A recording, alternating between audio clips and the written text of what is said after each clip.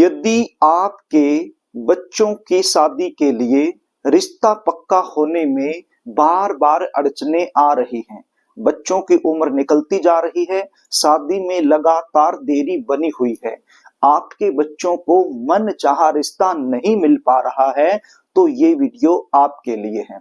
29 जनवरी 2026 जया एकादशी के दिन किया गया एक छोटा सा उपाय आपके बच्चों की शादी में आ रही बड़े से बड़ी अड़चन को तत्काल दूर करके जल्द से जल्द शादी होने का एक प्रबल योग बना सकता है।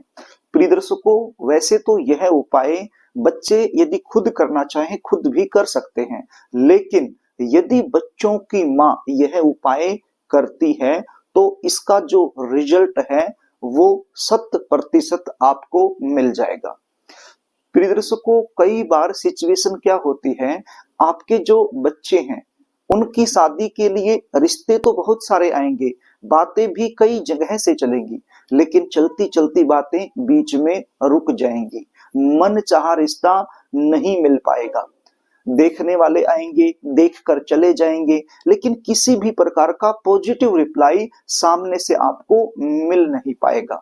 आप इंतजार करते रहोगे, जबकि आपके बच्चे दिखने में सुंदर हो सकते हैं, अच्छी खासी उनकी जॉब हो सकती है, या फिर अपना खुद का व्यवसाय हो सकता है। भगवान की कृपा से आपका बैकग्राउंड भी काफी अच्छा हो सकता है। इतना कुछ होने के बावजूद भी यदि बच्चों की शादी में लगातार देरी बनी रहे, तो ऐसी सिचुएशन में बच्चे तो परेशान होते ही हैं, लेकिन बच्चों से कहीं ज्यादा परेशान माता पिता हो जाते हैं, क्योंकि हर माता पिता यही चाहता है कि बच्चों की शादी समय पर हो जाए, उनको एक ऐसा जीवन साथी मिल जाए जो जीवन भर उनका साथ निभा सके। तो प्रिय दर्शकों, यदि इस प्रकार की समस्याओं से आप जूझ रहे हैं तो चिंता करने की आवश्यकता नहीं है, वीडियो में बने रहें, उपाय बता दे रहा हूं। उपाय बताऊं इससे पहले आपसे निवेदन करना चाहूंगा, यदि आप चैनल पर नए हैं और अभी तक आपने इस चैनल को सब्सक्राइब नहीं किया है, तो मुझसे लगातार जुड़े रहने के लिए अभी इस चैनल को सब्सक्राइब कर लीजिएगा और बेल आइकन को भी प्रेस करके रखिएगा, ताकि हमारी आने वाली जो भी नई वीडियो है उनका नोटिफिकेशन आपको मिलता रहे और आसानी से आप हमारी हर वीडियो देख पाएं। तो प्रिय दर्शकों, गुरुवार का दिन है, 29 जनवरी है, जया एकादशी इस दिन बन रही है, तो ये उपाय आप कोशिश कीजिए सुबह के समय करने की। सुबह का मतलब दोपहर से पहले पहले आपने इस उपाय को कर देना है। करना क्या होगा, जिस प्रकार से आप अपने घर में हर रोज रोटियां बनाती हैं, आप गेहूं की रोटियां बनाती होंगी ज्यादातर, तो एक गेहूं के आटे की रोटी आपने लेनी है।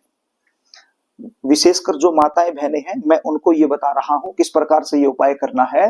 गेहूं के आटे की एक रोटी आपने लेनी है और रोटी को घी से अच्छे से चौपड़ लेना है।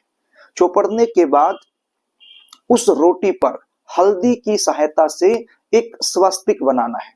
क्या बनाना है, स्वस्तिक का चिन्ह बना लेना है। कौन सी उंगली से, ये जो अनामिका उंगली है जिसको रिंग फिंगर बोलते हैं, तो इस उंगली की सहायता से, हल्दी की सहायता से आपने इस रोटी पर एक स्वस्तिक का चिन्ह बना लेना है।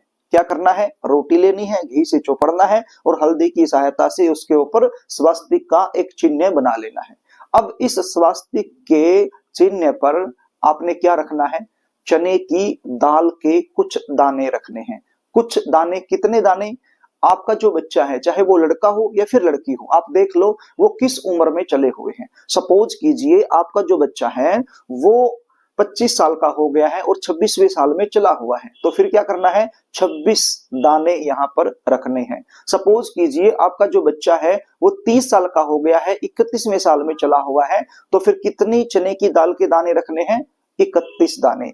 यानी कि सीधी सी बात है, जिस उम्र में अभी चला हुआ है, जो उम्र बीत गई उसको आप भूल जाइए, जो अभी चला हुआ है जिस उम्र में, तो उतने ही चने की दाल के दाने आपने यहाँ पर रख लेने हैं। और यदि आपको कंफर्म नहीं पता है कि वास्तव में आपका जो बच्चा है वो किस उम्र में चला हुआ है, क्योंकि बहुत सारे ऐसे माता पिता हैं जिनके पास बच्चों की डेट ऑफ बर्थ नहीं है, तो वो उनको आइडिया नहीं होता है, तो बस वो आइडिया से ही मतलब बताते हैं कि बच्चा लगभग इतने साल का हो गया। तो आप देख लेना आपका बच्चा जो है, चाहे वो लड़का हो या लड़की हो, लगभग कितने साल का हो गया है। तो उतने ही चने की दाल के दाने आपने रोटी के ऊपर, स्वस्तिक के ऊपर रख लेने हैं। और क्या करना है, एक गुड़ का टुकड़ा आप ले लेना है। ज्यादा बड़ा गुड़ का टुकड़ा लेने की आवश्यकता नहीं है, इतना सा आप ले लीजिए, 50 ग्राम के लगभग एक गुड़ का टुकड़ा भी चने की दाल के ऊपर ही आपने रख लेना है। और फिर इस रोटी को इस प्रकार से फोल्ड कर लेना है। कैसे करना है, रोटी ऐसे है, आपने रख लिया, अब रखने के बाद इसको इस प्रकार से फोल्ड कर लेना है रोटी को, और फिर अपनी मनोकामना आपने बोलनी है। श्री विष्णु भगवान से आपने प्रार्थना करनी है अपने बच्चों के शीघ्र विवाह होने के लिए। बिल्कुल ध्यान में होकर के प्रार्थना करनी है, भाव के साथ मन से प्रार्थना आपने करनी है। उसके बाद क्या करना है, आपका जो बच्चा, चाहे लड़का हो या लड़की हो, जिसके लिए भी आप ये उपाय कर रहे हो, तो आपका जो बच्चा है उसके माथे से इस रोटी को एक बार टच करवा लीजिए, यदि बच्चे घर में उपलब्ध हैं तो। और यदि बच्चे घर में नहीं हैं, कहीं बाहर हैं, तो फिर बच्चों का कोई ना कोई फोटो जरूर होगा, फोटो से एक बार इस रोटी को टच करवा लीजिए। टच यानी कि छुआ लीजिए।